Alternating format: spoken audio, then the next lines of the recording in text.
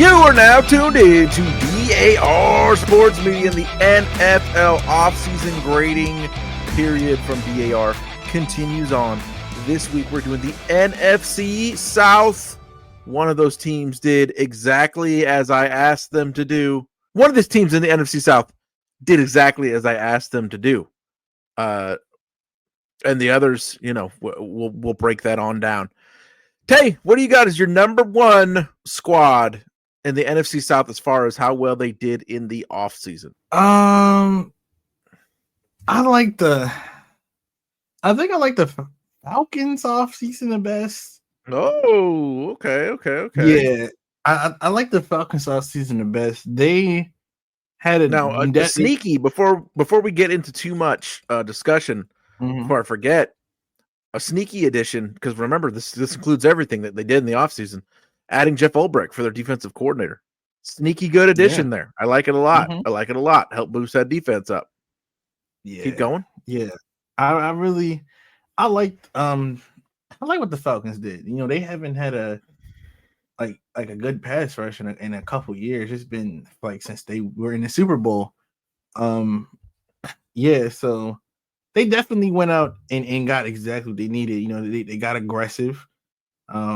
They came back into the first round. They picked James Pierce and Jalen Walker. I really like those additions. They needed stuff like that. They needed a rush. They needed a pass rush. That was like I said, that was one of the biggest needs for them. I mean, their offense is fine. Like they went offense for years. Bijan, Kyle Pitts, Michael Penix, Drake London. Like they went a lot of offense in a row the past couple years in the draft, and they pretty much hit offensively outside of Kyle Pitts. I mean, he's still a starter, but they've drafted well on the offensive side of the ball, and they desperately needed some defensive help. The defense isn't bad, but I feel like they went all defense. They went all defense outside of their last pick, and they knew they had a couple spots to fill in the defense, and I think the Falcons can be a legit team this year. I mean, they weren't bad last year. I think these rookies can come in and be pretty impactful for them. So yeah, I love the Falcons drafts. So value-wise, the Falcons got to be considered top 5 in what they were able to do value-wise, because James Pierce was getting mocked as high as to the Niners at 11. There's a lot of people talking about character this and character that. I never heard what the hell the story was. What exactly was the deal with the character issues? I just heard character issues over and over and over. I didn't hear of they just say he has a bad attitude. Okay, but if a bad attitude hasn't converted into any incidents, then I don't really give a fuck. I mean, honestly, I want my edge rushers to have a bad attitude.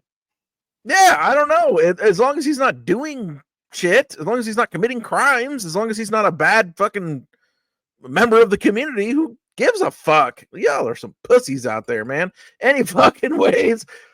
Hey, if he's incident free, then fuck it. I don't give a shit. Exactly, just like you said, I want my fucking pass rusher to be a goddamn maniac.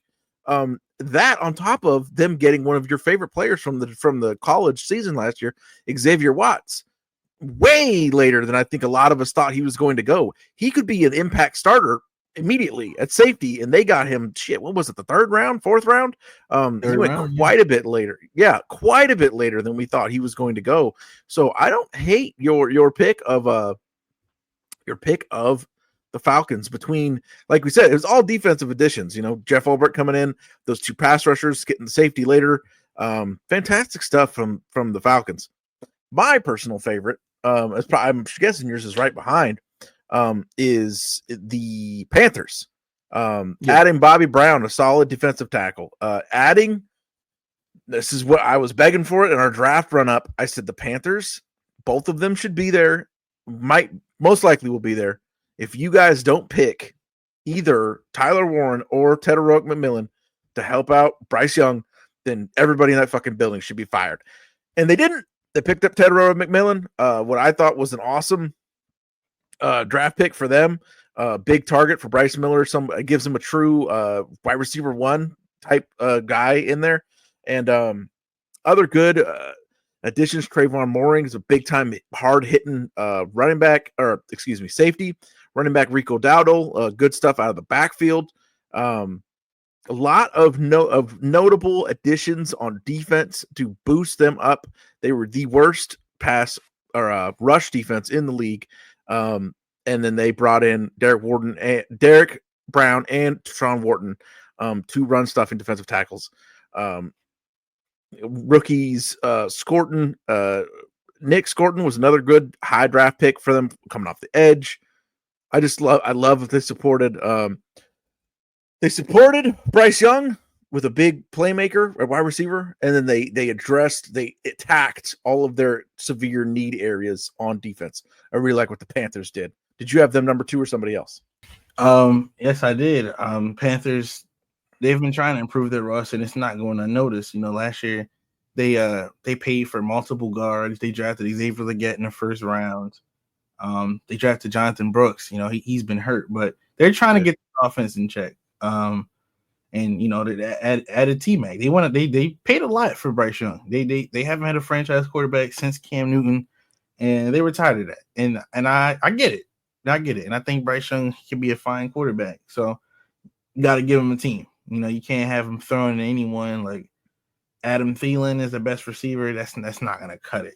So. He's still a good football player, but that's just not going to cut it. So they go out, they get T-Mac in the first round. I love that move. I'm so glad they didn't do anything else. Like that was the move. They were definitely supposed to do that. Like that just Bryce Young and T-Mac, like it just makes sense. And then they get Nick Scorton out of Texas A&M. And yeah, I really love I like what they did a lot. They got Trevor Etienne. I don't know why he did that. They got multiple running backs to work with. I mean, they got a whole bunch of different types and styles. I heard Jimmy Horn Jr. has been playing great. Been crazy in OTAs. Yep. Yeah, they're saying he should be the starting slot. Yep, agreed on those. So which team did you have for your third? I kind of like the Bucs adding your boy Emeka Egbuka to that receiving group. Building up, man. This offense is loaded around old Baker Mayfield down there, and I like adding whatever Hassan Reddick has left. They didn't lose a ton. I like what it's tough, the situation with their offensive coordinator, but Mike Evans, Chris Godwin, Jalen McMillan, Emeka Egbuka, good offensive line, solid stuff going on down there in Tampa Bay. Who did you have third? Was it Tampa Bay? Yeah, definitely was Tampa Bay. I like the Emeka Egbuka move. He'll fit right in. Chris Godwin, coming off the injury last year. I don't know what his status is. He definitely missed from the middle. I think I want to say week 6 to the end of the year. He missed a lot of time. So they just got to get younger. It's definitely an older team. Like this is still kind of the same team that won with Tom Brady. Like they're either still here or they retired. So this team is pretty old. They got Bucky Irvin. There's a young guy, but this team's kind of old, and they need to start getting young. And yeah, getting Emeka Egbuka was perfect. It was a great use of that first round pick. Then they get Benjamin Morrison. I was also a big fan of on that Notre Dame defense. He missed some time last year. Probably would have been a first round pick if he wouldn't have got hurt. Yeah. So I mean, I would say they got a discount. They went double edges later on in the draft. David Walker and Elijah Roberts. I like both of them. That's some projects you can develop and stuff like that. David Walker has really good tape. So yeah, be on the lookout for him. And then they steal Tej Johnson in the 7th round. They could do something with him. Like I get he's 160 pounds, but they could do something with him. Like he can return. He returned the ball at Oregon, stuff like that. They can find a way to get him the ball. Like they don't have to put him at the X or anything, but they can find ways to get him the ball. Like whether it's a jet sweep, reverse, or special teams. He needs to be the return man. Probably the best return man on this team. So yeah, the Bucks. I mean, they just trying to get younger. Just trying to develop and get younger. So I get it. I get the arc of this team. I mean, they were in the playoffs this last year. So yeah, can't really complain. And then last, I think Sports Illustrated has them ranked last. PFF has them ranked last. Saints, the Saints. How much do you think this Tyler Shuck, Shedeur Sanders choice is anchoring them down in these rankings? Even though I'm not really seeing that mentioned in many of these articles. I think it felt so glaring that night. Yeah, it's weighing them down. It definitely is. Because now whoever, and I don't know what they knew that night on draft night, but now whoever out of that group has to play because Derek Carr retired. So I don't know. I don't know who out there in the world thinks that Taylor Shuck is more ready to play today than Shedeur Sanders would have been, especially behind this offensive line. Especially when you had the chance, man. You got the offensive tackle behind this offensive line. Chris Olave, Kamara out of the backfield, indoors. You're going to be playing, 10 indoor games a year, or indoor or warm weather games a year, most likely. It all fits Shedeur perfectly, and not the way they went. What do you think? Is that weighing them down, and should it? Yeah, it's weighing them down, but I mean, I feel like this is the quarterback though that can start week 1. I mean, he'll be 26. He'll be 26 right around when the season starts. Yeah. So, I mean, what are you going to do? Are you going to develop a 26-year-old? Yeah, exactly. Yeah. So that's my thing about him. Like, I guess that was the plan, because I mean, he was the oldest. He's the oldest prospect I can remember since Brandon Whedon. It's been a while since there was someone. He'll be 26 at the end of September.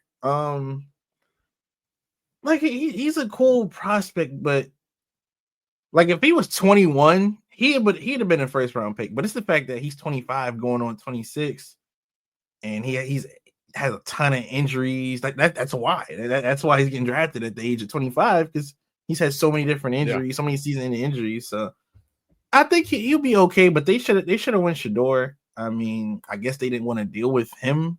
At least they didn't want to deal with that. But Saints got to get better. I mean, they've been terrible since Drew Brees. They've been horrible. I don't know what they're doing. Their salary cap, it doesn't look well for them.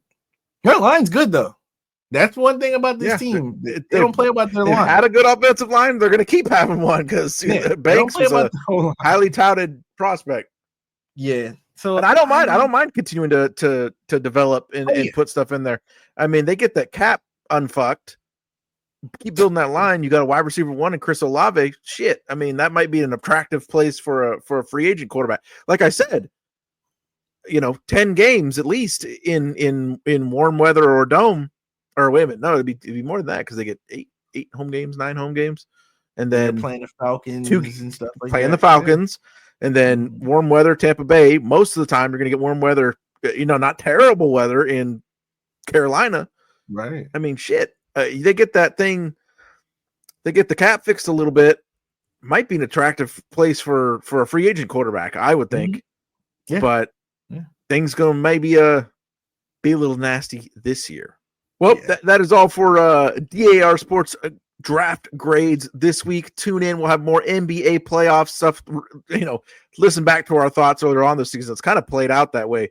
We got the NBA Hoops Hour posted now that you can check out.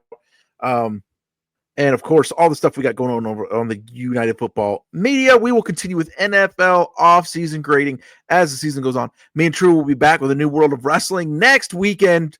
So much stuff going on. I'm going to review AEW Double or Nothing, talk about everything that's going on in the WWE preview, WWE Money in the Bank. That is us. That is DAR Sports Media. Just remember, the word of DAR never stops.